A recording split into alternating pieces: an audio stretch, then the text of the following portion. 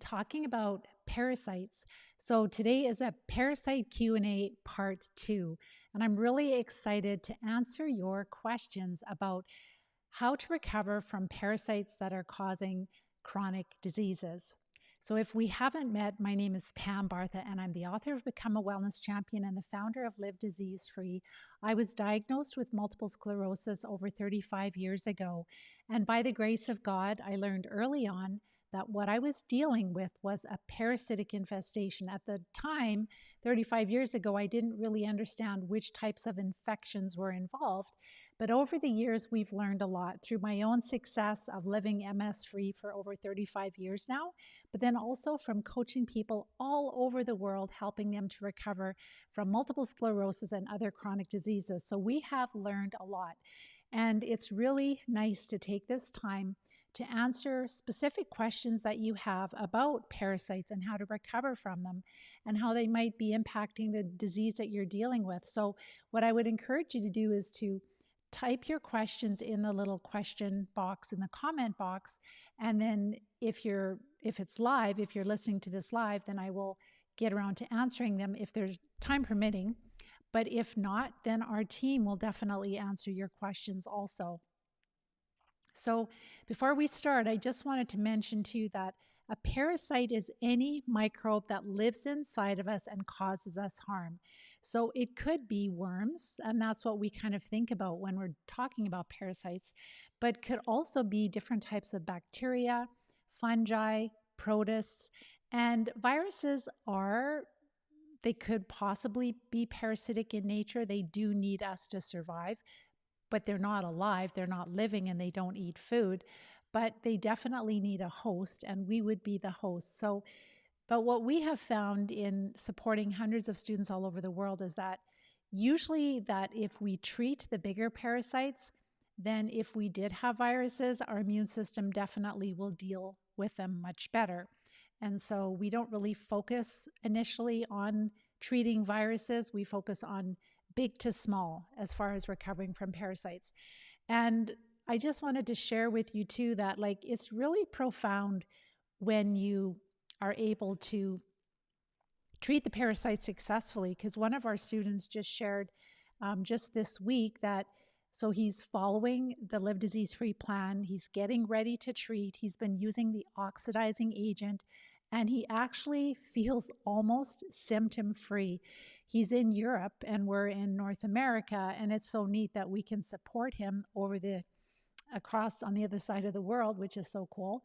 But what's really profound for him is that he spent a long time scouring the research and trying to figure out, what he could do and what would help him with the disease he was dealing with. And he never once came across any information that parasites could be the cause of his condition. And so when he found our work online, he was shocked because he had looked through all of the different medical journals and articles and just digging and digging and digging through all the big medical institutes in his country and in Europe, and didn't find anything about parasites that could be causing what he was dealing with. And so when he found us, he was like, this makes so much sense. And so we've been supporting him, again, Europe and North America, no problem. And we have lots of students that are in different countries in Europe. And he literally is almost symptom-free. He still has to treat the parasites, but just through the prep phase of the Live Disease Free plan, and also using an oxidizing agent. So that's oxygen type therapy, very cost effective, which I can't talk about here because we will be censored. But I do have information on our website. Look for oxygen therapies and treating parasites with oxygen therapies. You'll find a blog post, and our blog on our website, livediseasefree.com, is very, very educational. You will learn so much about what you're dealing with. But today we're going to talk about specific questions that you have. So make sure to type your questions in the question box. So the first question that I wanted to answer is, I bought samples of parasites. So this is a person that asked this question. These are questions that have come into our website.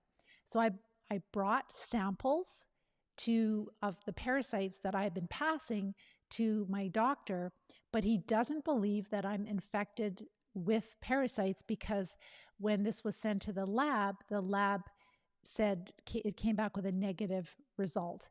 And so he said, what can I do to convince my doctor that I'm dealing with parasites and that they were worms inside the jar?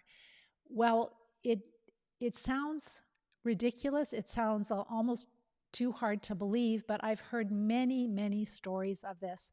So yes, sometimes we might think something looks like a parasite, but it could be a piece of fiber, or it could be, some old fecal matter. But for a lot of our students, it's very recognizable that they are worms, and they have put those worms that are dead, that they've passed, in stool samples and tried to have them tested. And if you're just dealing with a standard lab, then they usually will not even look at it. So and this is where you really almost need to know, like, the lab you're sending it to, like how they examine the stool, because what if they're just taking some of the feces and they're diluting it down and they're just taking a small sample of the liquid, running it through tests. They're not even going to look at the worms. And so this has been a real dilemma. And I guess what I want to share with you is that if you're dealing with doctors that don't believe you, you're not going to convince them. They might get it in 5 or 10 or 15 years, but you're not going to be the person that's going to convince them. So then you just go, okay, this isn't a good fit, and I'm just going to look for somebody that can help me. So I would just move on, and I would look for an integrative practitioner that really believes that parasites can be an issue. Maybe they treat parasites with their patients using herbs, but this is where you can just start to communicate with them and say, herbs are great, but all indications are that they're not enough on their own. Would you be willing to support me if we're using safe dosages and safe, effective treatments? And you will find a practitioner. Probably it might take you a little bit of time to find somebody, but you will find somebody that will work with you. And if you can't, then make sure to reach out to us, because that's what we help people to do. We help them to access the treatments, the practitioners, and to build the plan to make sure they're taking effective dosages, and then troubleshooting, because we don't have good tests. We will use energy testing, and unfortunately, it's not an exact science. So it's something that is helpful. It's a piece of information, but it definitely is not going to be the end-all be-all. So very important that you don't waste your time trying to convince a doctor or a practitioner to believe you, but just to go and find somebody who does. That's really important. The next person asked, and this was from last week. I didn't get all the questions answered last week, so just make sure that you ask your questions now. So this person was asking, have you ever worked with anyone who lost a lot of sensory? So like smell and taste and sense of temperature, and even the sensation of sleep. So yes, and this is where for this person, I would ask them, did you have that last virus that went around, or did you receive I don't want to say the word because I don't want to be censored here, but did you receive what the health authorities said we were supposed to have for that virus? And so if you did either had the virus or had the shot, then sometimes people had a lot of like loss of taste or smell, a lot of loss of sensory. So that is something you want to investigate, and there are ways that you can recover from that very quickly. And I can't talk about that specifically, but there's all kinds of information out there, and we know of it, of what people can do. So you can literally, if that was the issue, that you could actually turn that around pretty quickly within just a few days. If it has to do with a disease, a neurological disease, yes, we've had lots of people that have had numbness, that could not sleep. Usually the taste and smell has more to do with that virus that we had a couple, 3 years ago. But like, we can't ever promise full recovery, But what we can say is that the sooner you treat these infections, these parasites, the more recovery you will have and the easier it is to recover. And so that's the key, is to just get on them as soon as you can. I was speaking with a lady today who was just diagnosed in January with multiple sclerosis. And so that's just ideal. Like, she's suffering terribly, but the neat thing is that as she starts to treat parasites early on, she can make sure that she doesn't have any long-term damage to the myelin or the nerve cells. So really important to treat these parasites as soon as possible. Can I stick with a carnivore diet while I'm treating parasites? Yes, you can.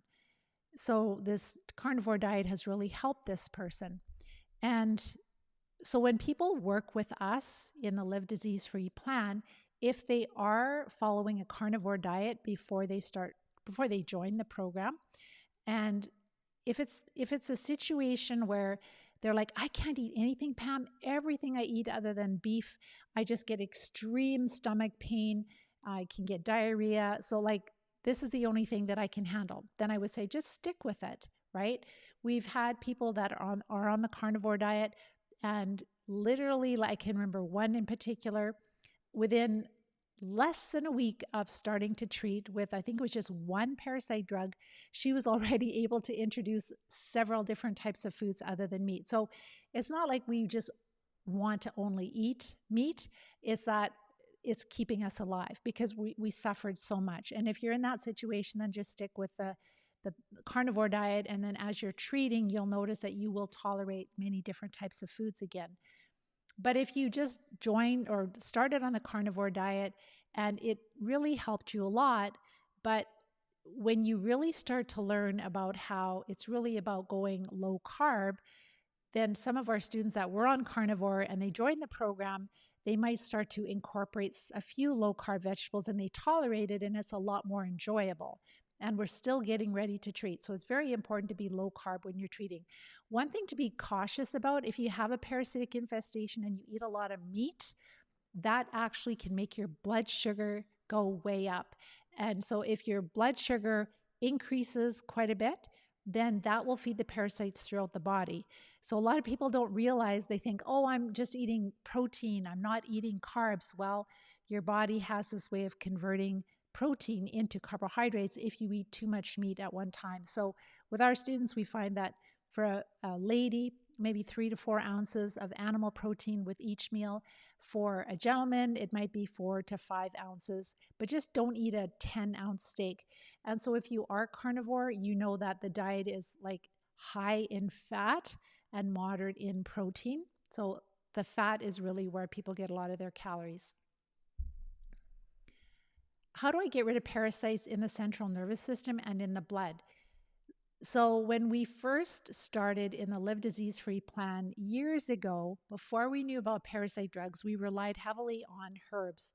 We really like herbs a lot, and we wish that we could just only use herbs, but we have found a tremendous benefit when people bring in the parasite drugs also. And so for the larger worms that are in the intestines and the parasites that have made it into our organs and into the central nervous system, the parasite drugs are really helpful. Not all parasite drugs will cross the blood-brain barrier. Certain ones will. So, for example, albendazole and praziquantel are 2 parasite drugs that will cross the blood-brain barrier, and they will reach parasites in the central nervous system. And also with the blood. So, you want to work, we don't just take parasite drugs. It's like we want to be energy tested. We look at our health history. We look at the health history of our parents. We look at our diagnosis, our symptoms, and what we energy test well for with respect to treatments, which includes herbs and parasite drugs and the oxidizing agent. And so there are some drugs like mebendazole or pyrantel palmitoate that will work more in the gut and not work systemically. And so those would be more for parasites that are in your intestines, but not necessarily that have moved into the blood or the organs. The oxidizing agent that we use, that we can't talk about here, that one will treat smaller parasites in your blood, absolutely. It also really helps to neutralize the spike protein. It's a mild oxidizing agent for heavy metals. It really helps to support liver detox. You can find that on our blog post on livediseasefree.com, and you just look for the post that is treating parasites with oxygen. Very, very helpful, very powerful. What sort of blood work would you recommend having done before you're treating parasites? Well, the most important things to measure or to test for is your liver and kidney function. So before you take any medications, you want to look at are your liver enzymes elevated, or are they in the normal range? And then also your kidney function. So those kind of tests. But basically, our students will do a comprehensive panel, and they're readily available. Your doctor can write or prescribe that blood work, or in some states, maybe in some countries also, but I know in the United States, there are some labs where you can just order your own blood work and you just check to make sure that things are in the normal range. But that can be really important to do because before you start treating, because not very often, occasionally, the parasites in our students, they're located in the liver gallbladder meridian. And if that's the case, then the liver enzymes can be elevated because the parasites are really impacting the liver. And so we want to support the liver. We don't want to tax the liver. So it's really important to kind of get a baseline at the start. And then we can sometimes just support the liver. Milk thistle is really good. Just plain milk thistle capsules or tincture can be really helpful for that. And then once the liver enzymes are back in the normal range, then we treat. And then once we're done treating, we double check. Has the liver enzymes gone up again? Sometimes they do if we haven't totally eradicated the parasites. But what we've noticed is that after subsequent treatments, the liver enzymes just return back to normal. So we know that malaria, we know that tapeworms, and many other parasites can impact the liver and kidneys also. And for those of us that have, and bladder, so for those of us that have multiple sclerosis, many of us end up with bladder issues, urgency, common or frequent urinary tract infections. So that is all part of the infections. I'm trying to eat the way you recommend when preparing to treat, but I can't seem to get my carbs down to under 50 total grams of carbs per day. Any ideas? Yes, I think that number one, what I would do is go through our Live Disease-Free diet guidelines, which you can find on our website, livediseasefree.com. In the main menu under research, you'll find the Live Disease-Free diet guidelines. That's number one. Go through it 2 or 3 times. And if you be really careful with things like nuts and seeds because they are higher in carbs. Some people just totally take that out of their diet because they're addicted to them and they have a really hard time not eating nuts and seeds. Avocados, a lot of people think avocados are high fat, but they're also high carb. So having like a quarter of an avocado on a large salad for just flavor is fine. Carrots, tomatoes, peppers, they're also higher in natural sugars. So they would be used as a garnish on a large salad, but they would not be used as, you wouldn't have servings of them. And incorporating a lot of leafy greens throughout the day, like with your meals, really helps. Leafy greens are really the lowest, but do include some other vegetables that are on the shopping list, on the meal ideas, like broccoli and asparagus and cauliflower, and the Chinese vegetables are great. String green and yellow beans. So there's lots of different vegetables that we can eat that really help to support our nutritional needs. So we want to have variety, so we're getting a variety of nutrition. And just be really careful, when we follow this diet, we're not having any potatoes or peas or any squash, like anything where the carbs, or corn, the carbs are very satisfying. They kind of stick to your ribs and make you feel really nice and comfortable and full. We're not eating those. And as we are decreasing the calories from the carbohydrates, we are increasing the fat calories. So we're having at least 4 tablespoons or more of fat with each meal. And it might sound like a lot, but it really isn't. So it might be some extra virgin olive oil drizzled on some greens. You might have a side salad, and then some butter on your meat or on your vegetables, a little bit of coconut oil if you like. You don't have to have different types of fats, but I'm just saying that it's pretty easy.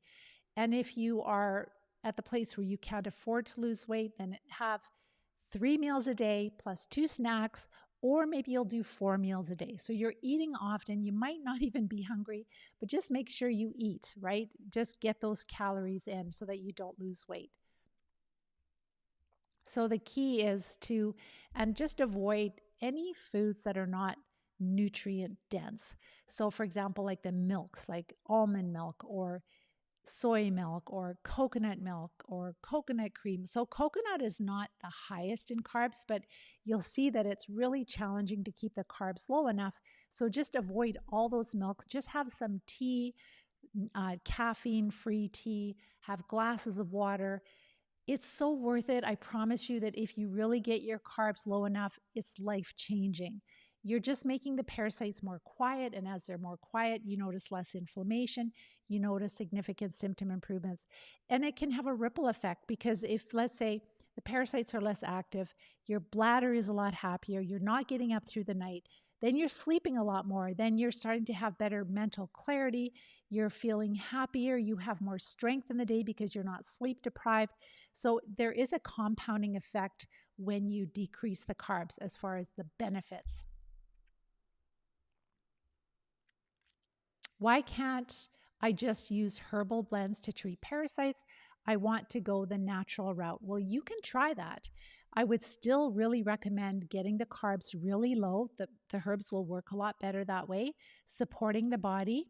You could still use the oxidizing agent and you can try the herbs. And there are things like black walnut and wormwood and cloves, and there are others. But we just have not found, and I've got a blend of herbs. Actually, it's called Brenda's Deworming recipe.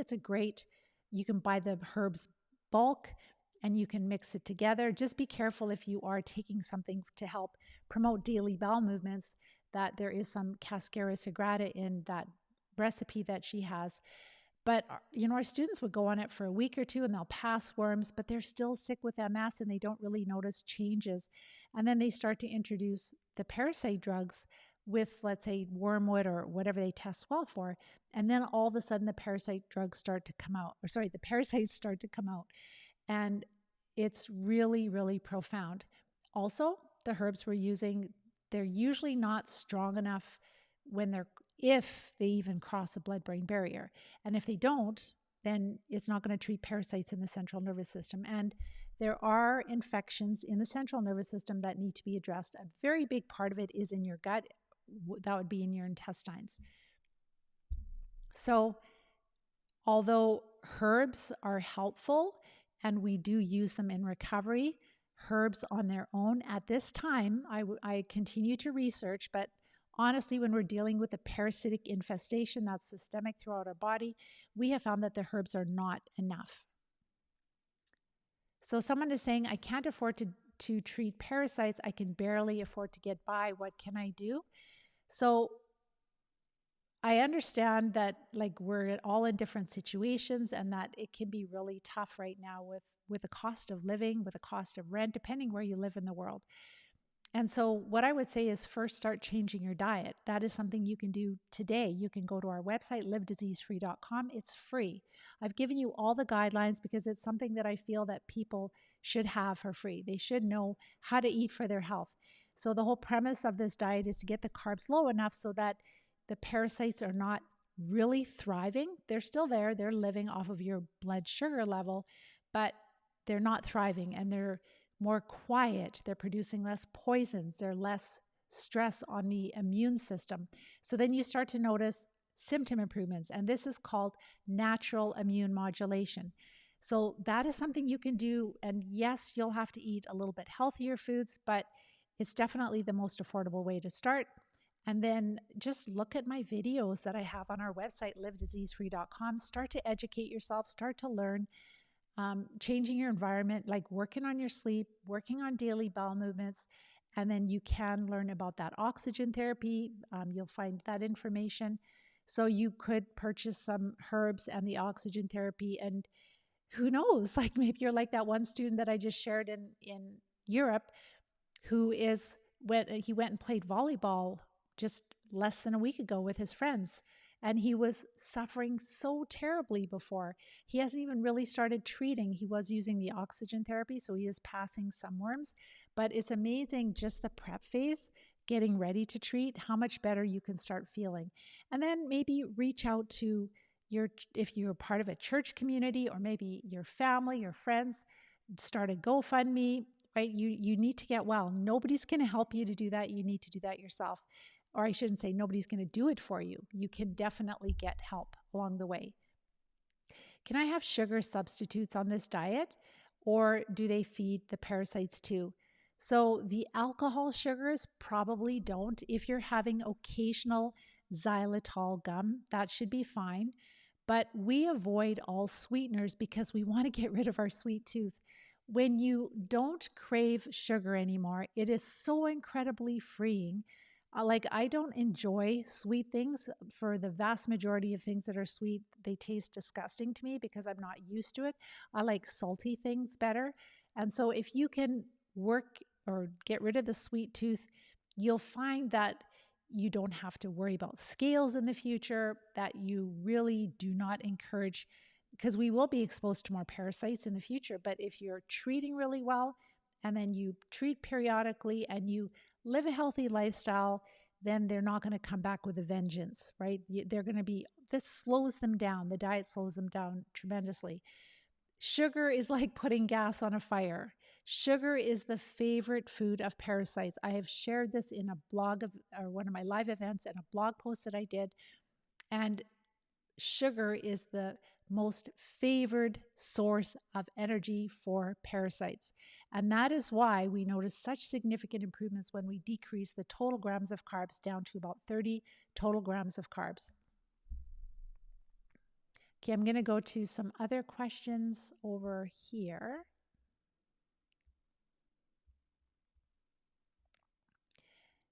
Hello, Frank. What is the most common parasite your students encounter? So Double Edge is asking that question. You know, that is a really good question. And unfortunately, there is no common parasite. There are common parasites for sure. So with just multiple sclerosis, but other chronic diseases or people that are not even diagnosed, we're seeing a lot of roundworms, and they're quite big. So I guess what we have learned is it's not just like Candida and Lyme disease, but people are really infested with larger worms also.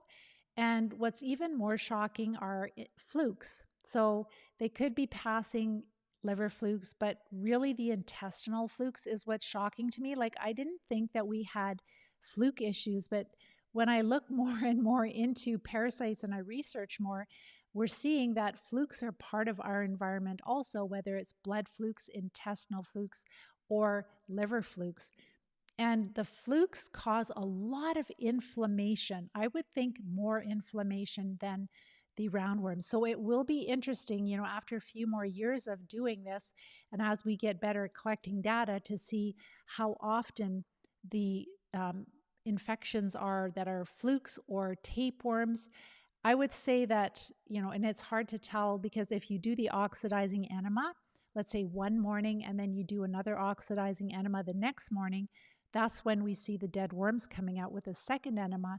And then they've been in your body for a few hours, so they're starting to break down. And so you really need like a dissecting microscope or something to be able to, and to know what you're looking at to tell if it's a tapeworm or a roundworm. Usually they look like roundworms.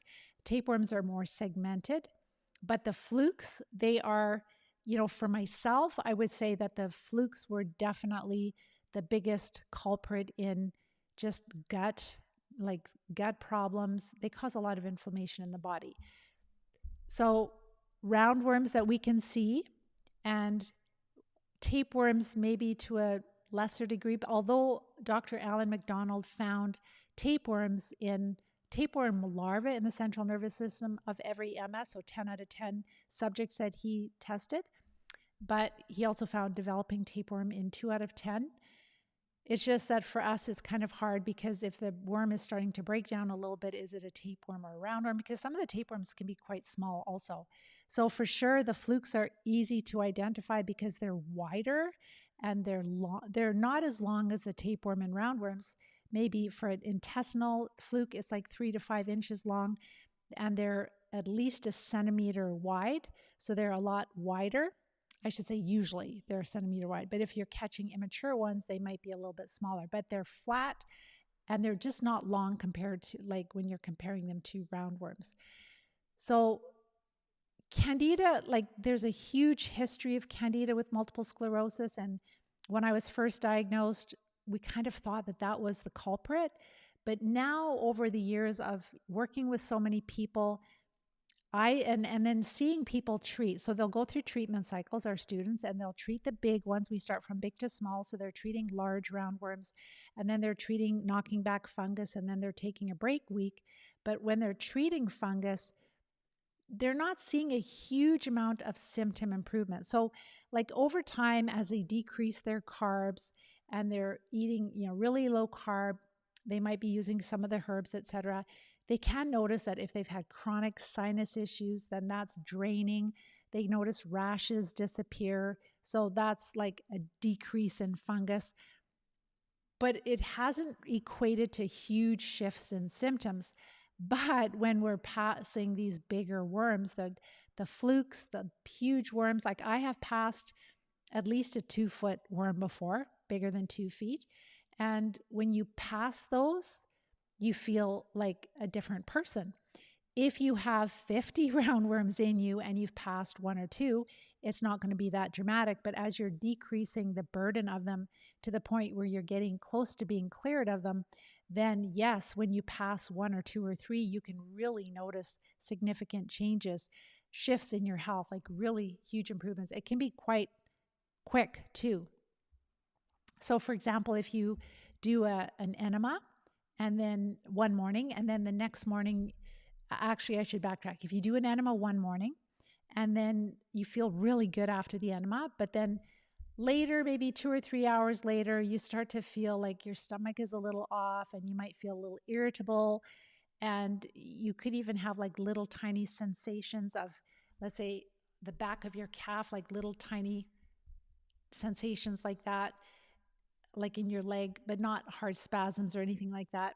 If you do another enema, you'll find that you'll probably see that you pass a worm, and then you'll find that all those symptoms are gone. So what I believe is that we know that these parasites have many different ways that they prevent the immune system from going after them. They make themselves blind to the immune system. But once they're dying or they've died, then all of a sudden the immune system is like, oh my gosh, what is this? Like, we've got to go after it. So the symptoms that we have when we're dealing with chronic disease is really the immune system is trying to protect us from parasites, from infections. And so when we see the burden of what our students are passing, like the numbers of roundworms, like I think like, how can these people be alive when they're passing so many worms? It's really quite shocking. And so the immune system will respond, especially when these worms are dying or they're not totally healthy. Then they can't hide as well from the immune system. Can parasites cause cancer? Absolutely, they can cause cancer. I just did a live event a few weeks ago. You can find that on livediseasefree.com. And this has been known for a long time that there are multiple parasite drugs that are helping people to recover from cancer. Fenbendazole, albendazole, Alinea, I don't know about praziquantel possibly, but albendazole, ivermectin is another one. So there are many different parasite drugs that help people recover from cancer. I think that there's different parasites that cause cancer. That's probably why there's different parasite drugs that treat cancer. But like if you just look at my notes, you'll see that I've shared, or just do a Google search of, parasite drugs treat cancer. And you'll see a lot of current articles written about this where they're like, oh, this old parasite drug is a promising new treatment for this specific type of cancer. And it's kind of like, well, we knew that many years ago, and now you're just finally bringing it to our attention. So I think this is just my own humble opinion. I could be completely wrong, but maybe there are not enough patents for the parasite drug, for the pharmaceutical companies. They don't have enough patents right now, so they're looking for other ways to, like repurpose treatments. And although the literature has been there for many, many years that these parasite drugs treat cancer, now they're like, okay, well, maybe we should just, like what they're doing with the chemo drugs with MS, we'll just take the old drug, it's lost its patent, we'll just give it a new name, and we'll give it a new purpose, and then we'll have a new patent, and then we're back in the income stream again. So I think it has a lot more to do with that. Hello, Divine. You're very welcome. Okay, I'm just trying to find my cursor here. Where is it? Oh, it's over there. Okay. And let's see here. So Frank is asking, how will we know when we no longer need our immunosuppressive drugs? And how did you come to that decision? And what made you believe that you no longer needed them? When I was diagnosed with multiple sclerosis, I started off with a very severe case of optic neuritis. I had like a complete blackout on my left eye for at least a few weeks. And I was put on prednisone right away. So that was my first attack. And then I went to an MS clinic. I was diagnosed there. And luckily, I just started on this bandwagon. I learned about candida right very shortly after my diagnosis. So I really started to change my diet, not to the extent that we do now, but I definitely started to eat cleaner and to get all the processed foods out of the diet. And so that helped me, and I started treating candida right away. But so for my students that are on more of these more newer immunosuppressive drugs, like how do you know when it's safe to come off? It's really a personal decision. I have so much evidence that multiple sclerosis is an infectious disease. So what I would encourage you to do is go to the live event I did probably 3 weeks ago. And it's like, Pam, why do you believe that MS is caused by parasites? Go through that. I outline at least 20 points. And this is all backed by science. And when you actually, like, I just did it point form so you can just look at the points. But if you start reading the links and the resources that I have with it, it really helps to build up your confidence. So number one, you've got to be really confident and really believe in your heart that MS is an infectious disease. And I've produced a mountain of evidence for you. Like, honestly, it's like, for me, it's like, it's criminal that the panel of experts that decide how we diagnose and treat MS, why they're not looking at this. It's a lot, and maybe one or two little things is not, and I need to add more. So for example, I didn't even add that it's very well known in science that these parasites cause lesions in the central nervous system. Many parasites cause lesions in the central nervous system. So, it's just like, how much evidence do they need? Why are they not interested in researching this?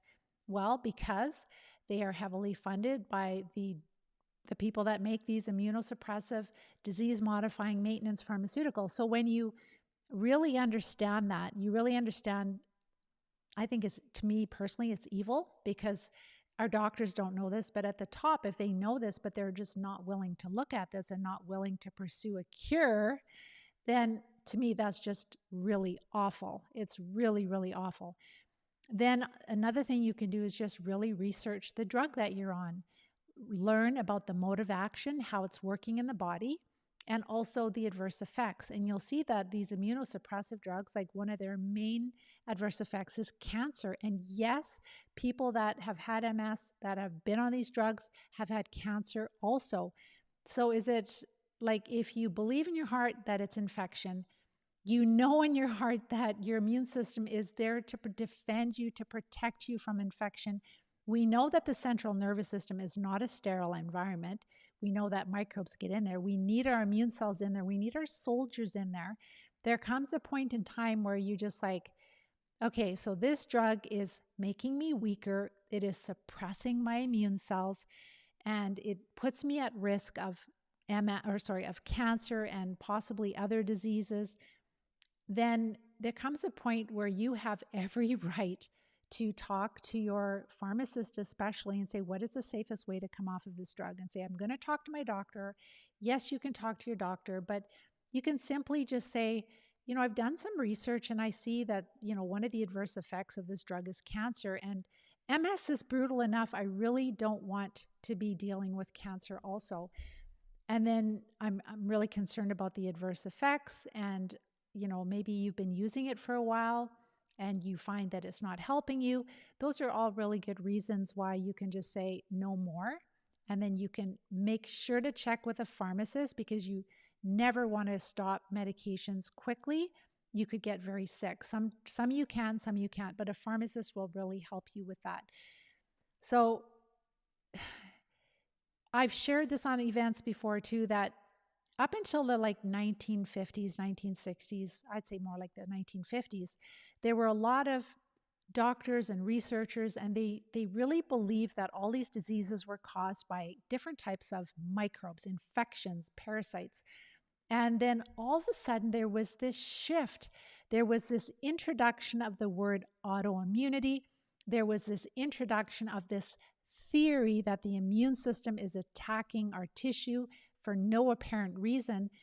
And all of a sudden we had 80 autoimmune diseases, which has, the doctors didn't believe this years ago. They really believed that there was an infectious agent involved with all disease.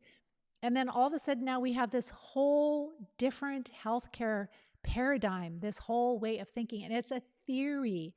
So there's this really great, and I've shared it on one of my blog posts again on Live Disease Free, but if you can even just look at, MS and autoimmunity, and you'll see this really short clip of these 3 intellectual people, probably neurologists, researchers, and how they're just flippantly debating about, MS, is it an autoimmune disease? No, it's not an autoimmune disease. We can't say it's autoimmune. It's immune mediated. That means your immune system is involved, but we can't say it's autoimmune because we've never identified an autoantigen. That's another reason, right? And so when your immune system is involved, that means that you're dealing with infection, because that's the main job of the immune system, is to protect you from infection. Could be toxins too, toxins from the infections and also from the environment, but for most of it, it's from the parasites. All right. Do the parasites feed off of vitamin D? Yes, some of them, like Borrelia. So there is a protocol where people will take high doses, very high doses. I won't even say the numbers, but like thousands of international units each day. And it's like a hormone then, it acts like a hormone, and it suppresses your immune system almost like a steroid would, like a more natural steroid. And again, we have to, just a sec here, I have to shut my Skype off. Apologize, I didn't shut that off. We have to start using our common sense, and we have to start thinking like, do we need our immune system? Do we really want to suppress it? Like, if you have a war that's out of control, do you take the soldiers out, or do you support the soldiers? Do you start to go after the enemy and start to knock it back? Do you start to help by getting the toxins down, by getting the level of the parasites down, the population of the parasites, decreasing it with different treatments, right? We have to support our immune system. So, taking high doses of vitamin D, I've never heard one person that it's been like, oh my gosh, this has been a game changer. It's helped me recover. No, it is just another Band-Aid, in my opinion. And taking high doses of fat-soluble vitamins is not necessarily a good thing either. There's a toxicity that people can have. So I ate whole avocado today. Avocados are higher in fat, but they're also quite high in carbohydrates. So we would only have like a quarter of an avocado on a large salad, just to add some flavor and interest to the salad. But if you're having a whole avocado, you probably have used up about at least half or more of your total grams of carbs for the whole day just with that one avocado. So don't eat that much avocado, peppers, carrots, tomatoes, nuts and seeds. Those are foods that are like just in very small amounts, more like garnishes than anything else. And I'm always eating avocado, so that is not going to help with your parasites. So one person is saying, I absolutely cannot afford to lose a pound. I need to gain weight. So very often these parasites, they make us deficient in nutrients. They eat a lot of our food, so we can have a hard time gaining weight. They cause a lot of inflammation in the gut, so we can have malabsorption where we're not absorbing our nutrition and we're not digesting our nutrition very well. Our food, we're not digesting our food very well. So we can end up with leaky gut where things are going through. So the key is that if we are underweight, that again, it's like in order to maintain weight or gain weight, you have to eat calories. So if you want to gain weight, you have to eat more calories than you burn. All right. So then that means that as we're decreasing the calories from carbohydrates, you increase the fat calories. So for example, people that are on the carnivore diet, they'll take the fat from beef, for example, and they'll cut it in smaller cubes and freeze it. They eat tons of fat. And so that is where you're getting the energy. So we're not only eating fat, but it is where you're going to get the bulk of your calories. So we're having moderate animal protein, enough healthy fat to maintain your weight, and we're working up to 9 to 13 servings of vegetables per day. That's with the Live Disease-Free diet. They're low carb, and that's if you tolerate them. If there's any vegetables you don't tolerate, don't eat them. If you don't tolerate raw vegetables, it's absolutely fine to steam, oven roast, stir fry, or saute your vegetables that agree with you that are part of the plan. So very important that you're getting enough Divine Spark, that you're getting enough calories each day. And as you start treating, you will notice that you will be able to put weight on again. So very often it's the parasites that are causing us to have low weight. Turmeric and pepper, it's not really going to make a huge difference. So there are different foods that may have anti-parasitic properties, like pumpkin seeds. Be careful you don't eat too many because there's quite a bit of carbs in that also. But turmeric is healthy and it's anti-inflammatory, but it's not going to help you cure disease. It's something you can add to this. And then I'm not sure which kind of pepper, but a lot of like hot peppers, they can have anti-parasitic properties, cayenne pepper, etc. But again, it's not going to be enough for you to recover from chronic disease. Not that our students have found. And before we knew about the parasite drugs, we definitely relied on all of these different types of herbs, and they were helpful, but not the same. So like you could treat some of the smaller parasites, but the larger ones would not come out with just only things like pepper or turmeric or pumpkin seeds or things like that. So Divine, yum, I'll have to try that. And then you had a bunch of grapes today. That's a ton of sugar. So if you have disease or obviously parasites, then we would definitely avoid all grapes. We would really minimize the carbs that we're having. And grapes are super high in natural sugar. Black walnut is a great anti-parasitic herb, but again, you'll find that it's not enough to recover from chronic disease. And pineapple would be way too much sugar. Again, watermelon also would be way too much sugar. So the types of fruit that we would eat would be, let's say, a half a green apple in the morning, 30 minutes before your meal, before breakfast. Or maybe a quarter cup or an eighth of a cup of berries, of blueberries or strawberries, like just a taste, right? Because if you eat a lot of fruit, your blood sugar shoots up, the parasites feast, and then they're good for the day. They do not need 3 square meals a day. So what about ropeworms? Are they parasites? So ropeworms would be like, from the best of our knowledge at this time, they're kind of like a community of different parasites that live in a ropeworm. And people notice that they feel a lot better when they pass them. They're very distinct looking. They're a lot wider. and they can be fairly long, but you can find pictures of them online.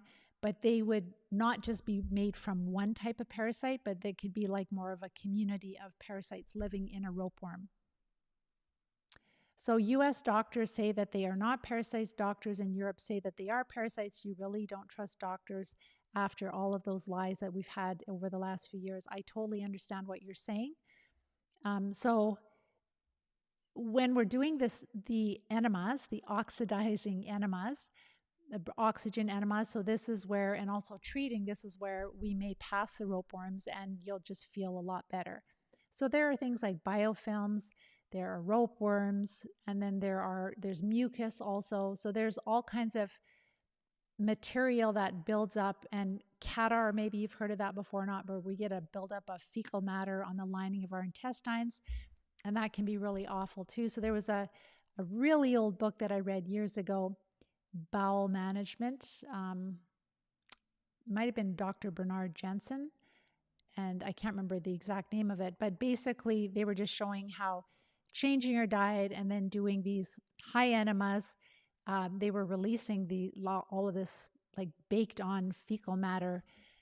So we end up getting a lot of material, especially when our diet isn't good and when we're dealing with a lot of parasites. And the oxidizing enemas, they're super helpful for cleaning all of that up. And so somebody is mentioning, Amber, I'm feeling like I have trapped gas or parasites. Yes, that's totally true. So the parasites will ferment the carbohydrates, and in the process of fermentation, they produce gas. And the gas is what causes the pain. So very important that you are decreasing the carbs. You'll notice that the gas will decrease a lot, but you still want to treat the parasites also. Okay, a couple more questions. D, first thing in the morning, when I have a medication, I can hear the parasites eating. Maybe. And I'm not sure what parasite drug you're using, but we're keeping this for educational purposes, this talk. What parasites cause red blood cells to coagulate? I know that some of the protists, so like malaria and babesia, are notorious for causing that. They really make our red blood cells sick. So those would be two protists that would be the most common. So is there a connection between parasites and high fasting blood glucose levels? If so, what do you think is the mechanism? I don't know. Usually it's the opposite. Usually, like if you have a lot of parasites, then you can end up with hypoglycemia because the parasites are decreasing your blood sugar level a lot more.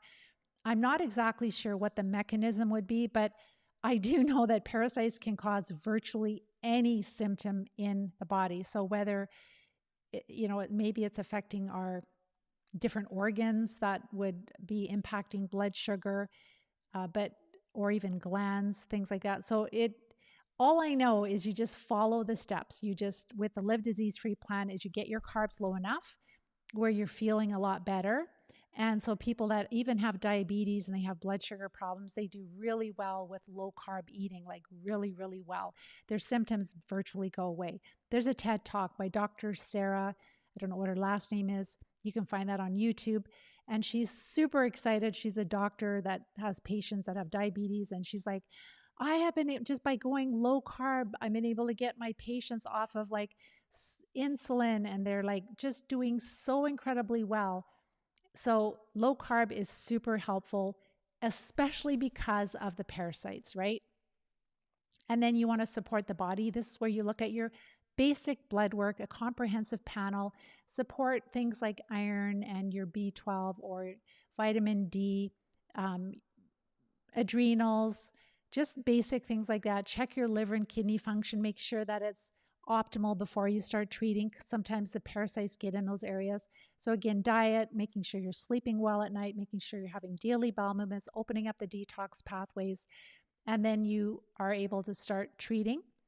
But there's other things we do too, cleaning up the environment of mold and decreasing the wireless radiation around us.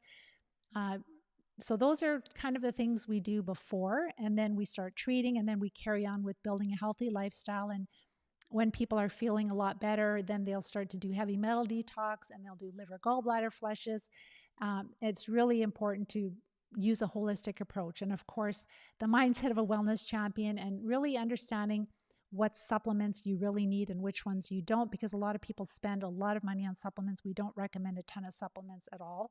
Just a basic multivitamin mineral from plants, maybe some vitamin D3 if you don't get enough sunshine, maybe a little bit of calcium, and that's about it. And maybe a couple of binders if you're dealing with toxins from the parasites, especially in the beginning.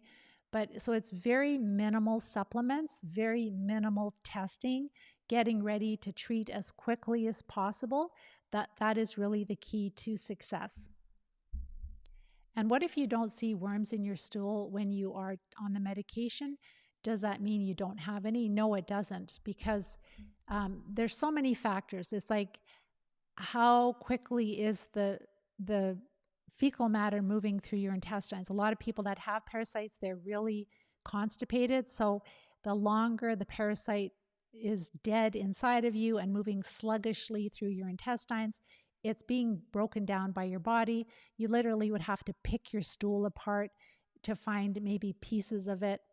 And then also the parasite drugs that we're using, even, with taking several together that we test well for at safe dosages, but 3 to 5 parasite drugs, when we tolerate it, taking them all together, for the people that can do the enemas, they notice a lot more parasites coming out than people that can't. And I don't believe that, the dosages that we're using are effective enough on their own without herbs and the prep phase and using the oxygen therapies. The parasite drugs are not enough on their own. And so that's why some of us are quite disabled and we can't do enemas, but there's ways that we can do enemas, and we can use colonics, and sometimes the therapist will add the oxygen agent into the colonic water. There's also a Colima board that people can lay down on the board, and they can do an enema in the comfort of their home if they're quite disabled.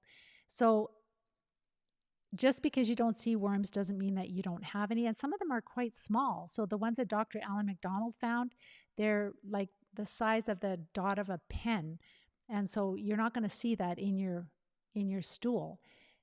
And a lot of people will notice that if they're taking, 2 or 3 or 5 parasite drugs that they test well for, and they're doing the enemas, that's where they really notice the bulk of the parasites coming out that they see. Okay, 2 more questions and that's it. D, I have very good ears. I can also... Oh, that's how you can hear them. Usually, so I don't know if you feel that they're in your ears or if they're in your digestive tract, but, sometimes we can. Like, I have been able to sense, to feel, because I've had intestinal flukes that are 3 to 5 inches long. And if you're laying on your back, you can just kind of feel like a fluttering in your stomach, and you can hear gurgling. You might hear some gas movement. Not that you have a ton of gas, but you can just hear movement.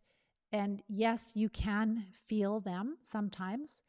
I don't know about you. I can't hear them eating, but I can definitely feel the sensation of them when I had them. So Tommy, what about cysts, Pam?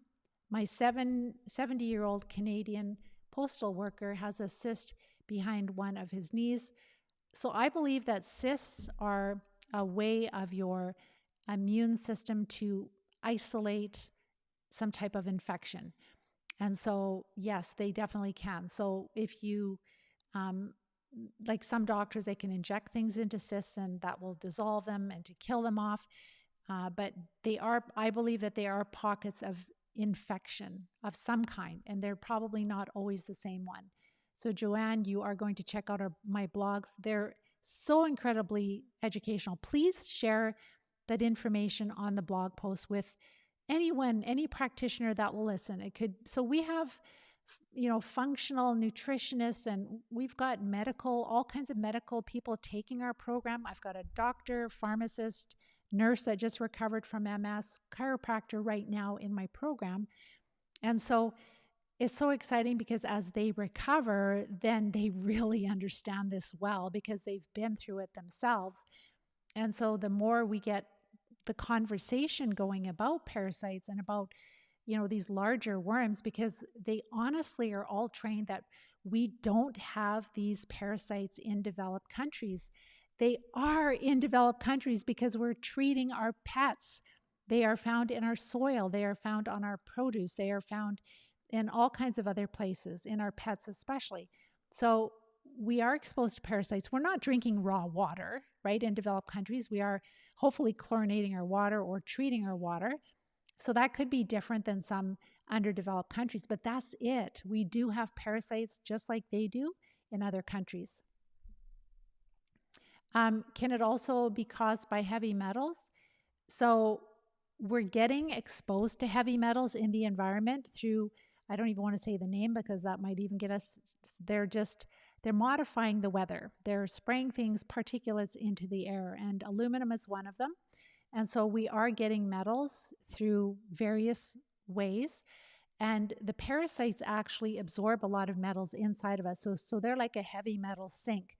And so that's why it's really important that you're having daily bowel movements, that when you're treating them, they're coming out quickly and they're not breaking down in your body, because then that will be releasing the metals that are in them, but also the parasites that they have. They have smaller parasites. Dr. Alan McDonald was one that found small filarial worms were loaded with Borrelia, which is the bacteria that causes, Borrelia causes Lyme disease. And they found this in MS patients, in 10 out of 10 MS patients. So Borrelia can be one of the problems. We might have to do another Q&A within the next couple of weeks. There's a bunch of other questions coming in. So make sure to type your questions in. We will answer them. And I just wanted to, I think we better call it quits here because there's a ton more questions. So like liver fluke parasites, flukes are awful. I would say that flukes are literally the most inflammatory parasite, I believe. They're really, really nasty. So if you want to learn more about the steps that we take to recover from parasitic infestations that cause chronic disease, so you want to learn more about what we do in the Live Disease-Free Plan, watch my masterclass training. It goes through all of the steps. It shares a lot of research, the rationale behind it, a lot of case studies of people that have recovered.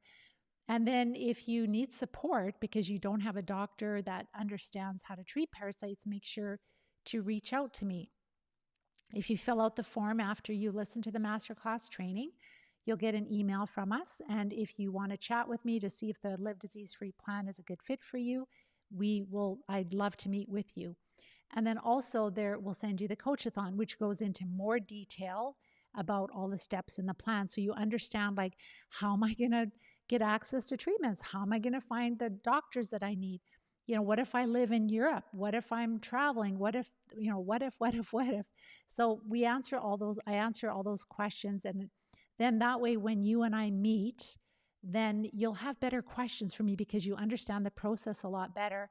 And I just want to make sure it's a good fit for you. And also, when people join, I always have an intro call with them, whether it's the strategy session at the start or after they join, because I want to get to know you. I want to get you off to a really strong start and just make sure you're doing all the right things at the beginning. So with that, I hope that you have a wonderful week. And if you enjoy this information I share, all the research that I do, please like, share, and subscribe. That way it really helps to get the word out. Please share, start talking about parasites. Go to the at least over 20 different points that why I believe MS is caused by parasites, and share that. And I will keep adding more points on there. We'll probably end up with 50 points here pretty soon. So with that, I hope you have a wonderful week. Take care and bye-bye for now.